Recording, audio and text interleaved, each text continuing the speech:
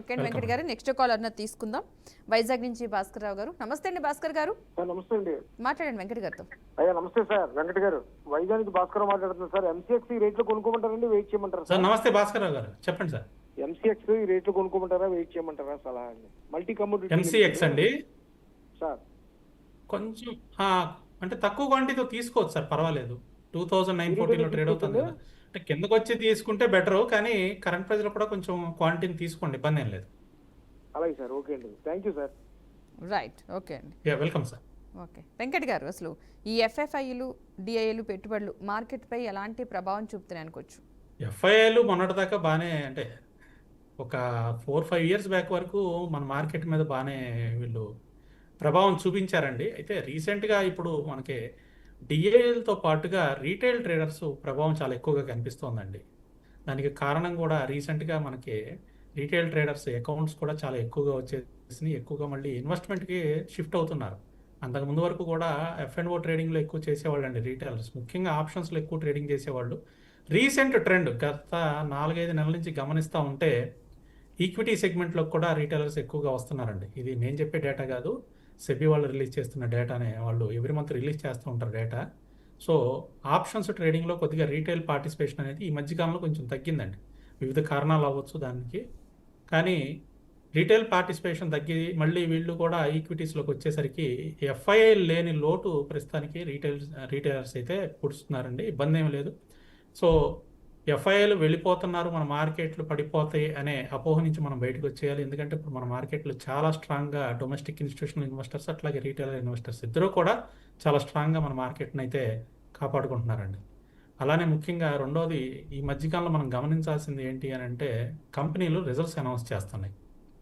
So ఎఫ్ఐఎల్ exit లేదా DIL positions తీసుకోవడం ఒకటే కాకుండా కంపెనీలు అనౌన్స్ చేసే రిజల్ట్స్ని కూడా మనం ఫోకస్ చేయాలి. ఇప్పుడు వరకు మనం 443 కంపెనీల రిజల్ట్స్ని అయితే చూసాము.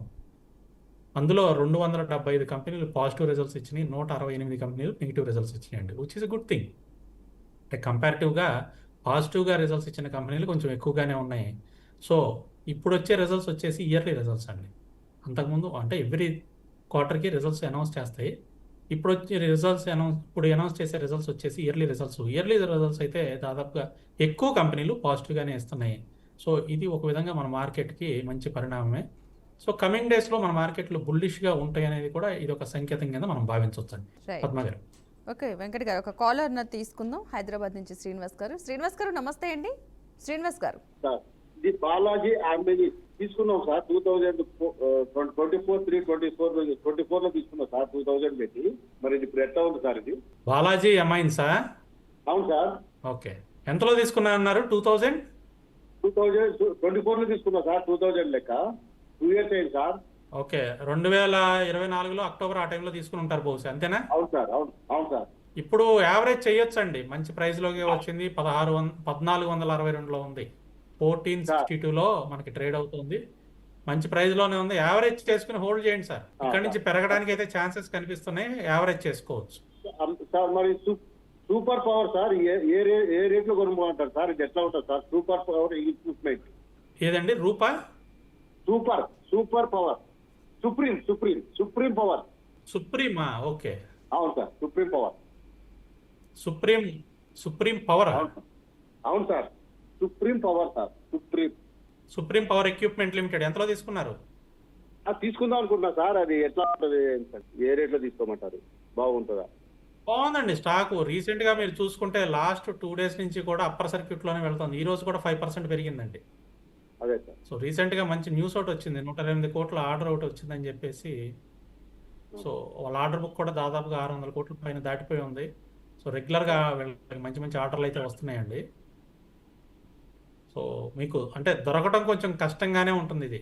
ఎందువల్లంటే అప్పర్ సర్క్యూట్లతో వెళ్తుంది. నిన్న కూడా 5% పెరిగింది. ఓపెనింగ్లోనే మీకు 5% పెరిగిపోయింది. ఈ రోజు కూడా ఓపెనింగ్లోనే 5% పెరిగింది. ఇన్ కేస్ మీకు ట్రేడ్ చేయడానికి అవకాశం కుదిరితే, అంటే పొజిషన్ తీసుకోవడానికి అవకాశం కుదిరితే తీసుకోండి. అప్పర్ సర్క్యూట్స్లోనే ఉంటుంది. సో అవకాశం రావడం కొంచెం కష్టమని నా ఉద్దేశం. ఒకవేళ కిందకు వస్తే మాత్రం కిందకు వచ్చినప్పుడు లోవర్ లెవెల్స్లో తీసుకోండి. Right, okay right, thank you అండి. నెక్స్ట్ కాలర్ తీసుకుందాం. హైదరాబాద్ నుంచి నరేష్ గారు. నమస్తే అండి నరేష్ గారు. హలో, నమస్తే అండి, వెంకట్ గారితో మాట్లాడండి. నమస్తే సార్. సార్ నమస్తే అండి. డిఎస్ఎస్ఎల్ 1380లో ఉంది సార్. మొన్న ఒకసారి 1100 దాటితే యావరేజ్ చేయమన్నారు. ఈ రోజు అనుకోకుండా 15% పెరిగింది సార్. 1300 చేంజ్కి వచ్చింది. దాన్ని ఏం చేయాలి సార్? అలాగే Sai parenteral fresh bike level చెప్పండి సార్. ఫస్ట్ స్టాక్ ఏంటండి? DSSL sir, Dynacons systems limited. DSSL. డైనోకానా? Okay okay okay, got it. ఈరోజు పెరిగింది కదా, విపరీతంగా పెరిగింది. అవును సార్, అదే. చూశాను, గ్యాప్ అప్ అయింది. అవును. సో హోల్డ్ చేయండి, పర్వాలేదు. ఎంతవరకు హోల్డ్ చేసుకోవచ్చు? మీరు యావరేజ్ చేశారా? చేయలేదు సార్, అదే అనుకోకుండా పెరిగిపోయింది. అది యావరేజ్ చేయలేదా? చేయలేదు సార్. అయ్యో, నేను చెప్పాను కదండి 1100 దగ్గర యావరేజ్ చేయమని. మీకు నిన్న కూడా ఆపర్చునిటీ ఇచ్చింది కదా. నిన్న కూడా మీకు క్యాండిల్ ఏమో అనుకున్నాను. 1093లో ఓపెన్ అయింది. నిన్న కూడా 1144 వరకు వెళ్ళింది. నిన్న ఆపర్చునిటీ ఇచ్చింది. ఎక్కడ వరకు హోల్డ్ చేసుకోవచ్చు సార్? పెరుగుతుందండి, మంచి గ్యాప్ అప్తో మంచి పాజిటివ్గా వెళ్ళింది. 1400 వరకు వెళ్ళడానికి ఛాన్స్ అయితే కనిపిస్తుంది. సో ఈ లెవెల్స్ ఎట్లా ఉంటాయి అంటేనండి, ఆ లెవెల్స్ దగ్గర మనం చేయకపోతే చాలా స్పీడ్గా పెరిగిపోతూ ఉంటాయి, మిస్ అయ్యాము అంటే. అవునవును. నెక్స్ట్ సాయి పేరెంటల్స్ తీసుకుందాం అనుకుంటున్నారా? అవును సార్. తీసుకోండి, పర్వాలేదు. రీసెంట్గా ఐపీఓకి వచ్చిన స్టాక్గా మొన్న April 2న లిస్టింగ్ అయింది. 400 ఓపెన్ అయింది. ప్రస్తుతం 489లో ఉంది. కరెంట్ ప్రైస్లో కూడా తీసుకోవచ్చు సార్, బాగానే ఉంది. Okay sir. సార్ ఇంకొకటి సార్, గోల్డ్ 8 lakhs తీసుకున్నాం సార్. ఇప్పుడు ప్రాఫిట్ బుక్ చేద్దాం అనుకుంటున్నాను. అంటే ఏమన్నా చేసుకోమంటారా, లేదంటే 1-2 monthsలో ఏమన్నా మళ్ళీ అప్ ట్రెండ్ అయ్యే ఛాన్స్ ఉంది సార్? గోల్డ్ బాగా కన్సల్టేషన్లో ఉందండి, తిరిగి పెరగడానికి ఛాన్స్ ఉంది. మీరు ఎంతలో తీసుకున్నారు? 8 lakhs అండి ఫిజికల్ గోల్డ్. 8 lakhs అంటే నాకు అలా తెలీదు. లైక్ అంటే 50% అంటే 90% ప్రాఫిట్లో ఉంది సార్. 90% ప్రాఫిట్లో ఉంటే ప్రస్తుతం ప్రాఫిట్ బుక్ చేసుకోండి కొంత. ఎందుకంటే మళ్ళీ కొంచెం కిందకి రావడానికి ఛాన్స్ ఉంది గోల్డ్. Okay sir. ప్రస్తుతం 149లో ట్రేడ్ అవుతుంది, 1,49,000లో ట్రేడ్ అవుతుంది. కొంచెం కిందకి రావడానికి అయితే ఛాన్స్ ఉంది. కొద్దిగా ప్రాఫిట్ అయితే బుక్ చేసుకోండి gold. Okay sir, thank you. మీరు 90% ప్రాఫిట్లో ఉందన్నారు కదా, మళ్ళీ కిందకు వచ్చినప్పుడు మళ్ళీ బై చేద్దాం. 1,40,000 అట్లా వస్తే బై చేద్దాం. Okay sir. Okay, right. Right. Next caller నన్ను తీసుకుందాం. ఖమ్మం నుంచి శ్రీనివాస్ గారు, నమస్తే అండి. నమస్కారం అండి వెంకట్ గారు. మాట్లాడండి వెంకట. నమస్తే అండి. సార్ ఫోర్స్ మోటార్స్ 21K తీసుకున్నాను. అది హోల్డర్ ఎగ్జిట్ సార్. ఏంటిదండి? Force motor. Force Motors, okay. అవునండి. ఫోర్స్ మోటార్స్ ఎంతలో తీసుకున్నారు? 21K. 21 చేంజ్. కొంచెం కిందకైతే వస్తుందండి ఫోర్స్ మోటార్స్. రీసెంట్గా మనకి ప్రాఫిట్లు అయితే బాగా తగ్గినాయి. 50 రూపాయలు డివిడెండ్ కూడా ప్రకటించారు, కానీ కొంచెం ప్రాఫిట్లు తగ్గినాయి. ప్రాఫిట్లు తగ్గేసరికి కొంచెం కిందకు వస్తుంది. 18,300 దగ్గర మనకి సపోర్ట్ లెవెల్ అయితే కనిపిస్తోందండి ఫోర్స్ మోటార్స్కి. సో ఇక్కడ వరకు కూడా రావడానికి అవకాశం ఉంది. సో 18,300 ఆ రేంజ్ వరకు వచ్చి తిరిగి పెరుగుతూ ఉంటే అక్కడ యావరేజ్ చేసుకుని హోల్డ్ చేయండి. భయపడాల్సింది ఏమీ లేదు, మళ్ళీ తిరిగి పెరుగుతుంది. కొంచెం ప్రాఫిట్లు తగ్గటం మూలన ఈసారి డౌన్ అవుతుందండి. Okay sir. సంగమాయిలు 42.50 తీసుకున్నాను సార్. ఏంటిదండి? సంగమాయిల్ జ్యువెలరీ.